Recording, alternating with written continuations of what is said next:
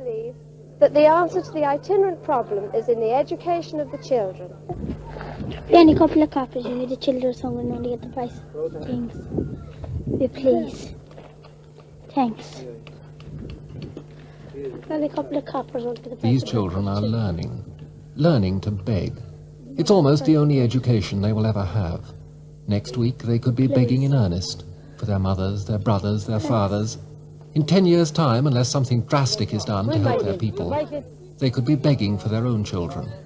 10 years more, and they could be teaching them to beg.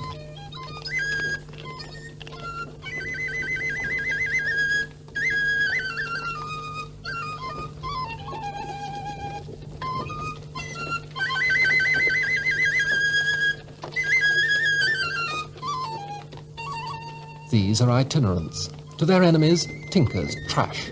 To their few friends, they are the travellers, the people of the roads.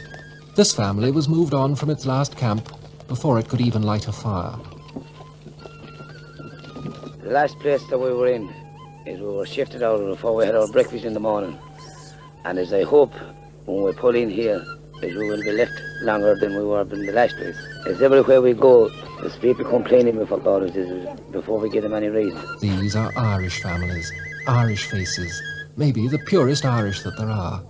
Their ancestors were settled men, defeated in war or by famine or eviction, taking to the roads in desperation, learning how to survive from the gypsies, and always moving, driven from hole to corner by the fears and hatreds of the fortunate. And often, the fears are justified. The most likely man to feel them is the farmer whose land they choose to camp on. His own life may be far too hard and difficult to allow him mental luxuries like pity for the travellers. Those tinkers are an awful nuisance. We have to put up with an awful lot here. They're here for the past 2 months. They're throwing broken bottles around the place, old canisters, knocking our walls, doing a lot of destruction. We don't mind them being left 1 week, but when they're left anything longer, they create an awful amount of dirt. The place gets infested with rats, and we have an awful lot to put up with. And we think something should be done about it. The authorities should come along and see that they're not left so long in the one place. Because after a couple of weeks, the stench of the place is something off. Then our walls are knocked. We have to get men to build them when they leave it. We have broken glass, bottles, everything's thrown around the place. We're getting punctured, our cows are getting cut with bottles. Things like that. Yet, when this is home for a family, can they think of animals or anything? What's it like to live in a tent like this with a baby? Oh, it is very, very cold, sir.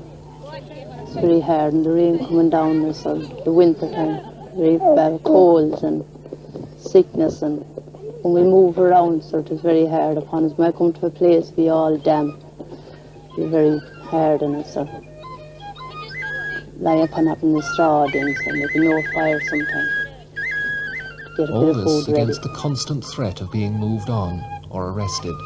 Guards and magistrates take stern views of most things the tinkers do, and so they must. But if the man of the caravan goes to jail, what can his wife do to feed her children? Go begging, of course. What else could she do? And risk going to jail herself.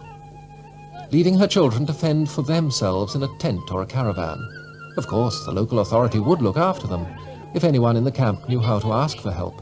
But would the local authority give the children back to parents who've both been in jail, and have no house, no job, no money?